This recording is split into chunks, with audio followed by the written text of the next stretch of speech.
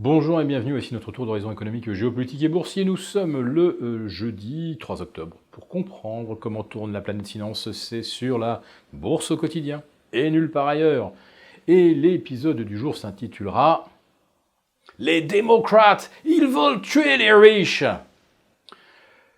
J'ai assisté hier à une conférence de presse de Donald Trump que je qualifierais de lunaire, qui s'est terminée dans un véritable chaos d'invectives à l'encontre de la presse.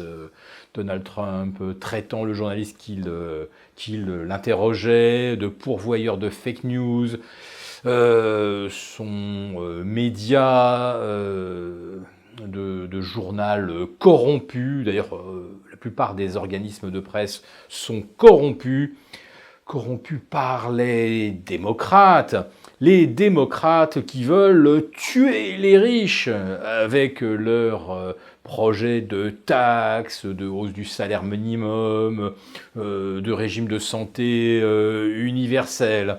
Enfin, surtout, ce que Trump ne supporte pas, c'est que les démocrates envisagent, au prétexte d'une plus grande justice sociale, de taxer les riches.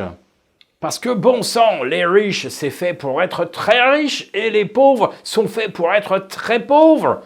Et les classes moyennes, elles sont là pour être fiscalisables à merci, jusqu'à ce qu'ils deviennent aussi pauvres que les pauvres. De toute façon, changer la fiscalité, ça ne sert à rien. On ne peut pas baisser les impôts sur les pauvres, puisqu'ils n'en payent pas, et ça ne sert à rien d'augmenter ceux des riches, puisqu'ils ne les paieront pas. Donc Donald Trump a raison. Si les démocrates mettent leur projet à exécution et taxent le capital, et là les riches n'y échapperont pas, eh bien ça fera s'effondrer la bourse. D'ailleurs, regardez, on perdait déjà 2 à 3% hier. Alors, qu'est-ce qui a provoqué le sell-off de 3% des places européennes ? À la vérité, le prétexte du mauvais ISM manufacturier américain, je n'y crois guère. Parce qu'on en a eu d'autres avant, des mauvais ISM, et les marchés n'avaient quasiment pas réagi. Quand ils ne se sont d'ailleurs pas mis à monter en se disant « chouette, un mauvais chiffre avec ça », si la Fed ou si la BCE ne nous sortent pas l'artillerie, eh bien c'est à ne plus rien y comprendre. Oui, beaucoup de mauvais chiffres, voire de très mauvais chiffres, ont provoqué des réactions inverses à celles qu'on a observées hier. En plus de ça, il n'y a pas eu de mauvais chiffres côté européen. Encore, il y en aurait eu de part et d'autre de l'Atlantique, on aurait pu se dire « oh, bigre, partout, ça va mal ». Bon, en fait, on vient d'avoir des chiffres de ce côté-ci de l'Atlantique, et ils ne sont effectivement pas brillants.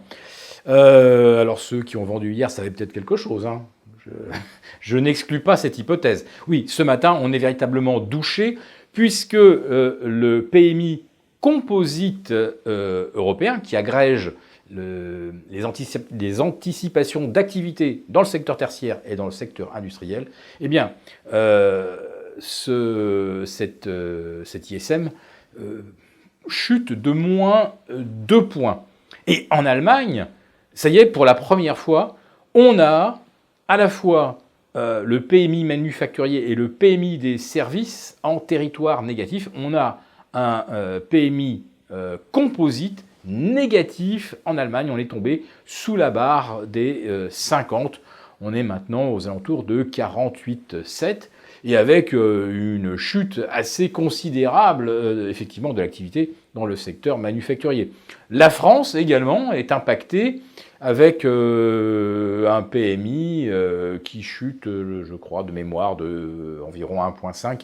Au mois de septembre, donc là, oui, on a une série de statistiques qui ne sont pas de bon augure. Mais, je le répète, hier, ça a chuté sur les seuls chiffres américains. On n'avait pas encore les ISM ou les PMI européens. Alors, quand on regarde ces chiffres assez froidement, on se dit que finalement tout ce que les banques centrales ont pu nous promettre depuis le mois de juin dernier, et ce qu'elles ont d'ailleurs mis en œuvre, ça ne sert effectivement pas à grand-chose. On a l'impression quand même que là, le cycle de récession, plus rien ne peut l'arrêter. Alors, quant à Donald Trump, lui, il estime que s'il y a des signaux de récession, c'est pas du tout lié au fait que l'économie américaine est exposée de façon inévitable à une récession. C'est de la faute de la Fed, naturellement, et c'est de la faute des démocrates qui sapent par avance la confiance des marchés en envisageant donc de restaurer des taxes sur les riches. Et si on tue les riches, naturellement, il n'y aura plus de marché. On se demande des fois si ça serait pas mieux pour tout le monde.